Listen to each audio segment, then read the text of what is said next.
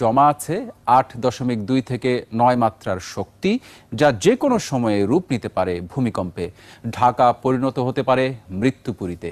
আর ভূমিকম্পে ক্ষতিগ্রস্ত ভবনগুলো বসবাস উপযোগী কিনা তা সরকারকেই দেখতে হবে উল্লেখ করে নগর পরিকল্পনাবিদ আদিল মোহাম্মদ খান বলছেন, ঢাকার 1/3 স্থাপনা ঝুঁকিপূর্ণ। ঢাকার উপর চাপ কমাতে দরকার উন্নয়নের বিকেন্দ্রীকরণ। আর ভূমিকম্পের ক্ষয়ক্ষতি ঠেকাতে পূর্ব প্রস্তুতির তাগিদ দিচ্ছেন তারা। শফিকুল ইসলামের রিপোর্ট।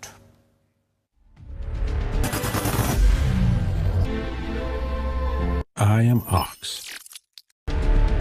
565 বর্গমাইলের ঢাকায় প্রায় 4 কোটি মানুষের বসবাস, যেখানে প্রতিদিনই বাড়ছে সুউচ্চ ভবনের তালিকা। সেই সঙ্গে বাড়ছে আপনার আমার সকলের নিরাপত্তা ঝুঁকি।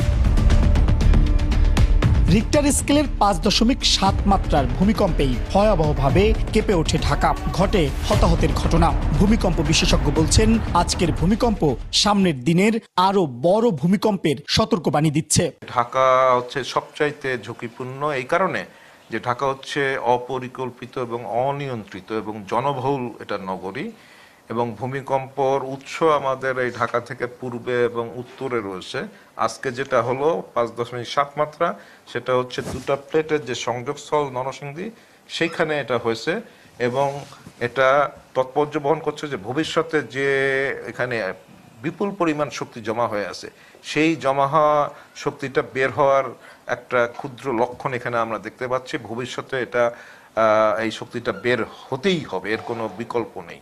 নগর পরিকল্পনাবিদও বলছেন, ঝুঁকিতে আছে ঢাকাবাসী। অপরিকল্পিত ও অনিয়ন্ত্রিত নগরায়ন বাড়াচ্ছে নিরাপত্তা ঝুঁকি। ঢাকার 1/3 ভবন তো অতি ঝুঁকিপূর্ণ ভূমিকম্পের দৃষ্টিকোণ থেকে আছে।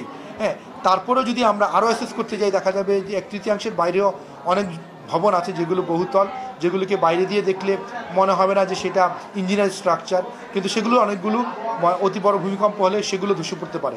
তারা বলছেন, ভূমিকম্প প্রতিরোধের সুযোগ নেই। ক্ষয়ক্ষতি কমাতে মানুষের মধ্যে সচেতনতা বাড়াতে হবে। আমাদের প্রিপারেশন থাকতে হবে যে ভূমিকম্প থেকে আমরা কিভাবে নিজেদেরকে সেভ করব। আমাদের জন্য বিল্ডিং কোড আছে, আমাদের ভূমিকম্প চলাকালীন সময় আমাদের কিছু করণীয় আছে, আমাদের করতে হবে। ভূমিকম্প হওয়ার আগে কিছু করণীয় আছে, সেগুলো করতে হবে। সরকারি ও বেসরকারিভাবে জনগণকে ভূমিকম্পের সময়ে করণীয় বিষয়ে জানানোর তাগিদ দেন তারা। আমাদের এই বিষয়গুলো অবশ্যই খেয়াল রাখতে হবে। শফিকুল ইসলাম।